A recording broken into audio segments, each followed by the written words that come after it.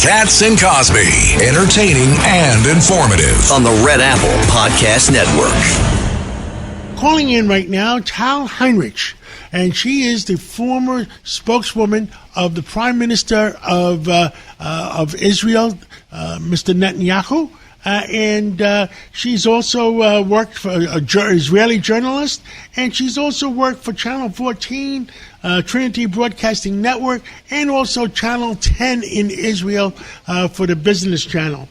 Well, Tal, you've been with us before.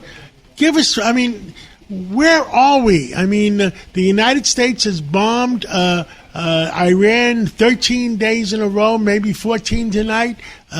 Israel has been keeping their eyes open on what's going on with Lebanon. You give us the update. John, it's a pleasure to join you here. You see, it's been, as you said, almost 2 weeks now of renewed U.S. strikes in Iran after the talks reached some kind of a stalemate, or in other words, the Trump administration seems to have discovered the extent to which the Iranians are not serious at all about stopping their pursuit of nukes. They don't wish to start acting like a normal nation, so it seems. We knew that. When by we, I mean Israelis knew that.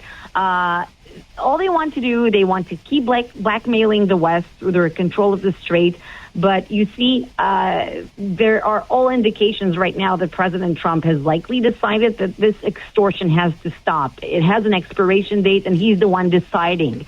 He's talking about, we've seen these reports about bigger than ever before, major military punishment. Secretary Rubio said that the president's approach is a head for an eye, although I think I should tell you that I don't believe they mind losing their they don't mind, rather, losing their head, an eye, and an arm if that meant bringing down the West to some kind of submission along this process. But so we're seeing this rhetorical buildup, but there's also the staging out there with the spread of forces in the region, the overall massive deployment across this whole military theater. So this could develop in various ways, the way I see it. I know what I want to see because we're at the stage of a job half done. And I think the best option is fight hard, fight fast, and just, cause a serious damage to the lifeline, the major lifeline of this regime, and that would be the energy infrastructure. Of course, that would come with a cost, but I think that the lessons that we learned throughout history, even, the lesson we learned on October 7th is that you don't want a long war of some kind of tit-for-tat, attrition style.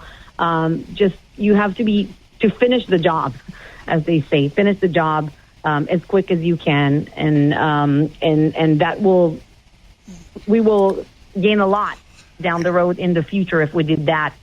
And not slowly dragging our feet. We only got another 30 seconds left. I have to ask you one more question. The fact is, we got the Iranians that are pulling the strings with Hamas, Hezbollah, and the Houthis. But the Iranians are running out of money. So give us your pulse of that. So, also, the past years have shown that when you cut the lifeline for the regime, when you put sanctions on them, the more you do that, after President Trump pulled out of the JCPOA, the terrible Iran nuclear deal, if you remember, that was signed in 2015, we saw that the money headed for the proxies, arming of the proxies, was also drying out. But then, things have changed, and the proxies gain dominance across the region, and they get their marching orders from Iran. So obviously, there are two things to say here. One, yes, who's going to control the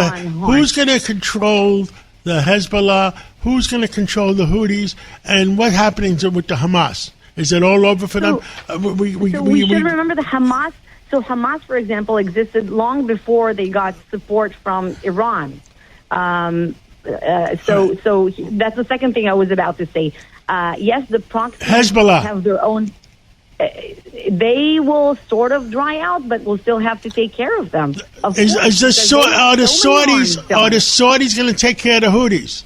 Well, first they have to have the green light from where. But they were trying to, if you remember, they were trying to. There was a war in Yemen. So for the sake of that, the Houthis were hitting them hard even before this entire, thing developed. This war started. Thank you. We have to go to a break, but thank you so much for being on and telling the American people your opinion and the facts of what's going on. Thank you, and we'll catch up with you again real soon. Thank you so much, John.